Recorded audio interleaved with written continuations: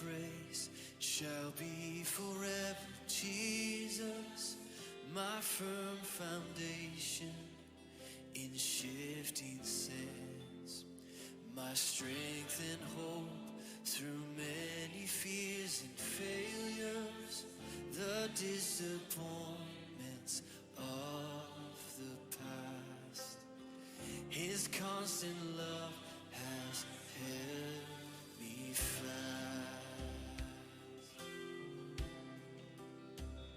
So for all my days I will sing my praise to the King forever, Jesus. Though the storms may rage, He is strong to save. He's the King forever, Jesus.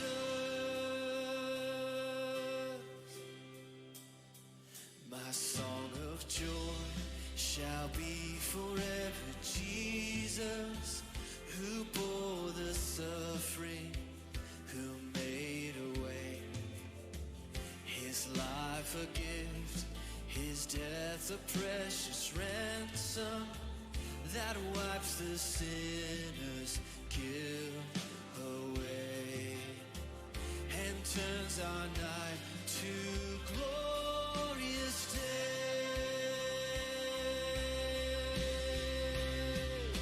So for all my days I will sing my praise to the King forever, Jesus.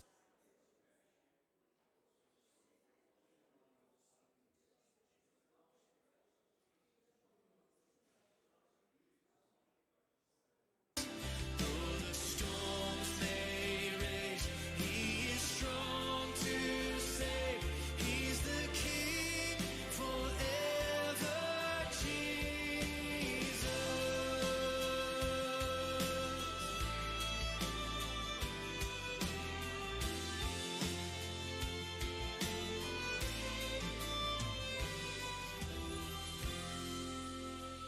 My final breath shall be forever, Jesus, when shadows lengthen before my eyes.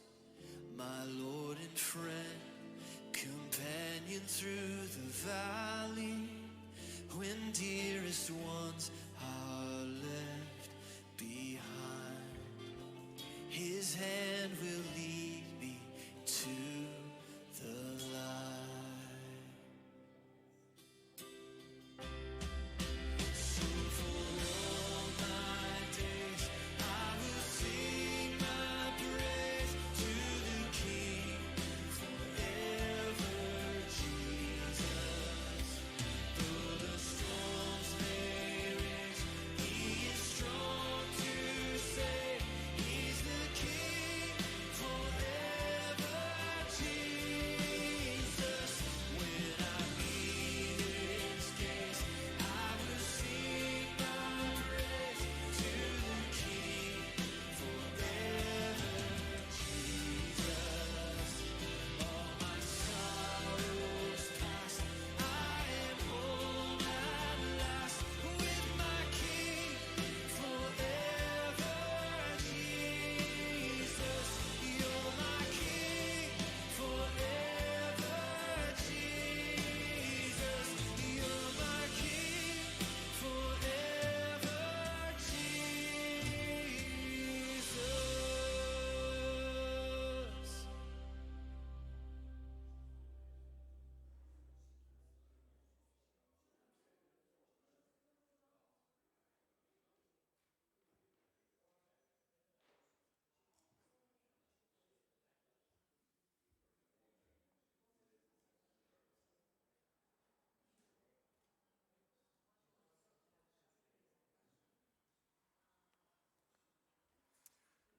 Good afternoon to you.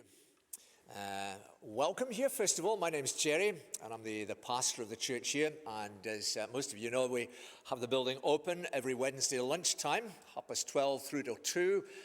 so that you've got a bit of flexibility as to when you come in, when you leave, and you're welcome to be as long or as short as you like.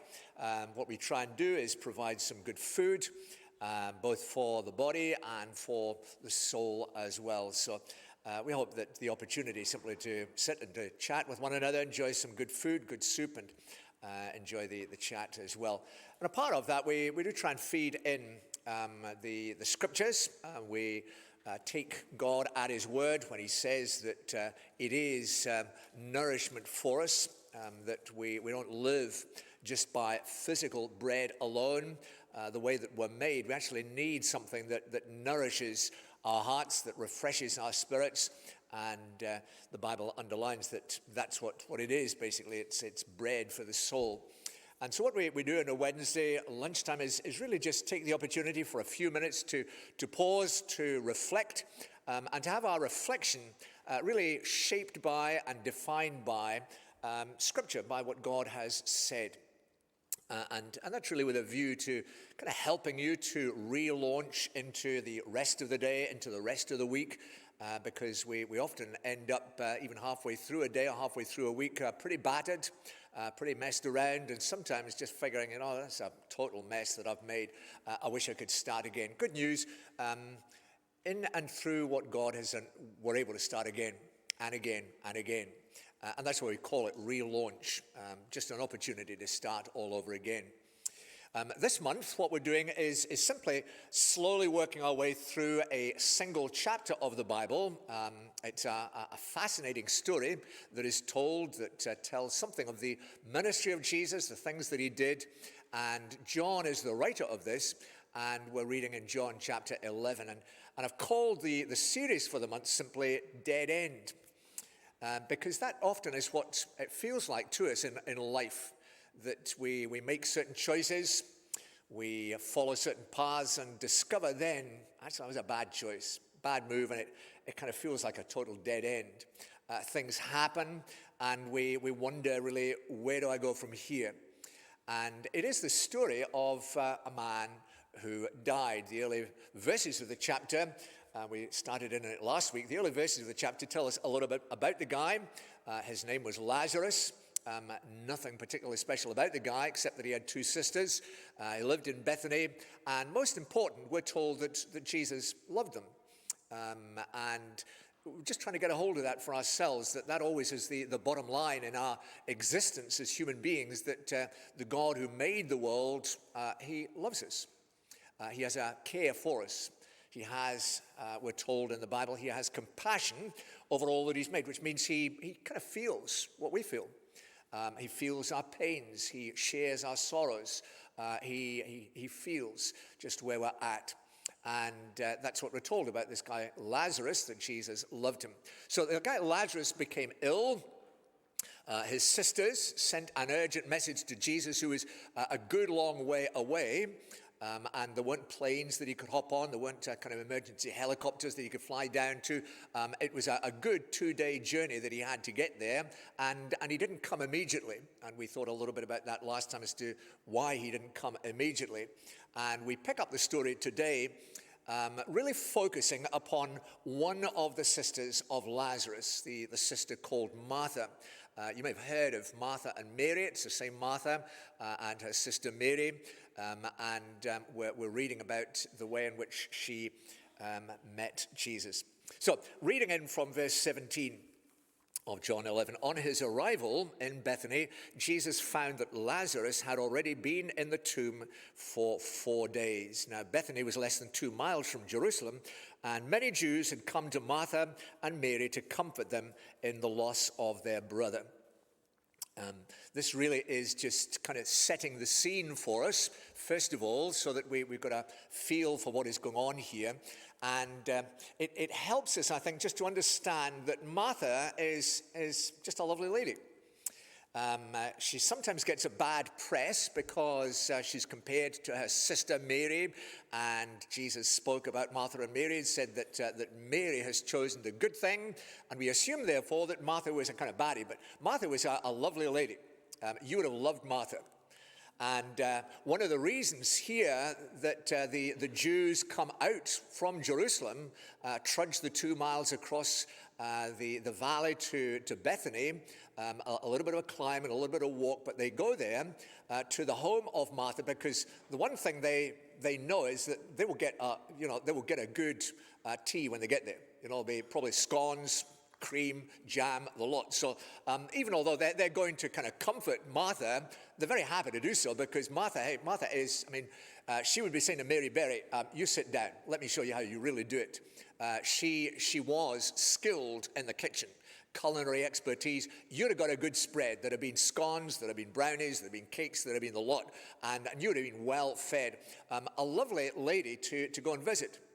And we have this scene here where she obviously had warmed herself to a load of folk who knew her and the family well enough to be happy to go the distance and travel to see her. So that's just first thing about Martha. When we read on in the next verse, we find that when Martha heard that Jesus was coming, she went out to meet him, but Mary stayed at home. Now, this is a lady reacting to grief. This is really the second heading, I suppose, for us to get a hold of.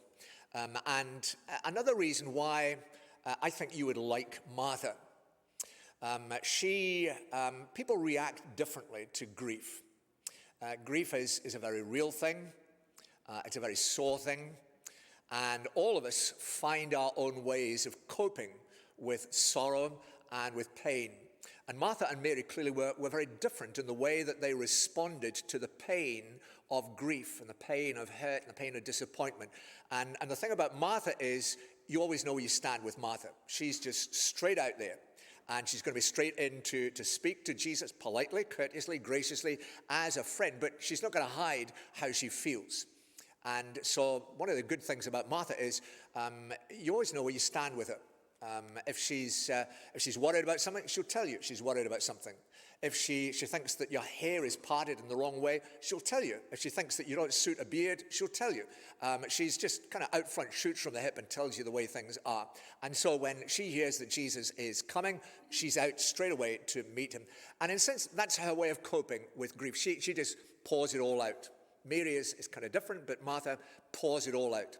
And that's one of the things that the Lord exhorts us to do. Psalm 62, the psalmist brings the encouragement there to us. He says, trust in the Lord at all times. You people, pour out your hearts to him, for God is our refuge. You know, he's a safe person to pour your heart out to. If you're cut up, if you're disappointed, if you're hurt, you're worried, you're frightened, if you're angry, you just pour it all out. God says, yeah, I can handle that. Just give me the lot. Don't pretend to be kind of pious and clothe the way you're feeling with pious phrases. Just tell me, he says, give me your heart. And that really is the whole burden of the Bible. God simply wants your heart. He doesn't want your 100% performance as though you somehow were going to please him by what you did. He loves you, and he just wants your heart. And that's what Martha gives. So she pours out her heart to Jesus here. Lord, she said to Jesus, verse 21, if you had been here, my brother would not have died, but I know that even now God will give you whatever you ask. And Jesus said to her, your brother will rise again. She would have been a lovely person, not just because of her culinary skills and the baking, home baking, and not just because she tells you as it is, but also because she gets it wrong sometimes, and she makes mistakes in the way that we make mistakes. And here's one of the ways that she gets it wrong. What she does is she gets it wrong because she assumes, as often we do, that if God is with me, then bad things won't happen. So when a bad thing like bereavement, and presumably an untimely bereavement, when that happens, she's kind of figuring that's because you weren't here, that God was not with me. That's a line that is regularly repeated through the Bible by individuals, and it's a line that regularly we embrace ourselves, that we kind of assume that if God is with me, then why is this happening to me? Surely if God is with me, bad things won't happen. but they do. And that's what she's saying. If you had been here, like that's the problem. You weren't here with me. And Jesus kind of corrects that by saying, no, a bad thing has happened, but as we saw last time, read to the end of the story. Your brother will rise again. And that's the perspective in which we have to view our lives, that God is with us, and we're going to play ourselves out of this scripture just a moment or two with a song that reminds us God is for us. So we won't fear the battle. We will walk the valley, however dark it may be, because he is with us. But bad things may happen, but that's not the last story, the last sentence in the story for us. We read to the end. That's mistake number one. She moves on to mistake number two.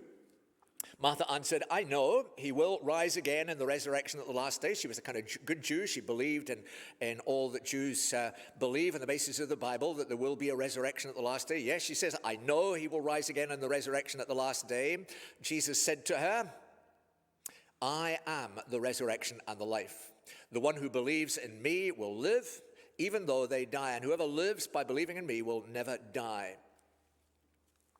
Mistake number two on the part of Martha here is the assumption that the resurrection that the Bible speaks about is an event, is a future event, when in reality it's a risen person, it's Jesus. The resurrection is not really ultimately an event somewhere up the future that we're just kind of waiting for. The resurrection, the resurrecting power of God is a person, namely this person, Jesus, who has prevailed over death, is risen from the dead, alive, and meets not just the Marthas and Marys of the world, but ourselves today. The resurrection is a person. And when we encounter this person, Jesus, in our lives, then we come to know in the here and now the resurrecting power of the living God who transforms our circumstances. As Martha and Mary's circumstances are about to be transformed. You're going to have to come back next week for that, though. And Jesus rounds it off by simply saying this, do you believe this? Yes, Lord, she replied, I believe that you are the Messiah, the Son of God who is to come into the world. I believe that you are the Messiah, the Son of God who is to come into the world, that you bring all that deity is. And you bring the power of God, you bring the wisdom of God, you bring the love of God, you bring the presence of God. That's what I believe. I believe that, and Jesus is saying, so hold on to this. I'm the resurrection and the life, because that resurrecting power of God transforms our experiences, breathes life into us, and enables us to face whatever is coming and see him at work through that. May that help you to relaunch into the rest of today, the rest of the week, the rest of your life. Have this Jesus with you. He is what he says on the 10. He is the Messiah. He is the Son of God. He brings that power. He brings that help. He imparts life. You live with him and watch him the way that he transforms your circumstances. God our Father, thank you for reminding us of that. Thank you that you've given your Son. And all of us, as we kind of sit around here, and those who are sharing with us online today, and I welcome to them as well, but all of us, there are issues in our lives that for many of us have just pained us, hurt us, and even today are really troubling us. And we don't know what to do. We could wish that they might be changed. And so thank you for reminding us that in Jesus, you come to us as the one who is the resurrection and the life, who can turn things around in the most remarkable ways. And we'd ask simply for one another, whatever our circumstances, they're known to you. We'd ask, please, that you would do that. You are the God who's come to be with us, the God who's come to be for us, and we thank you for that. Help us to live out our lives on that basis for your own name's sake. Amen. Good. Well, enjoy the rest of your lunch. Enjoy the chat. And as I say, lovely to have you here. Lovely to have you with us online as well. God bless you all.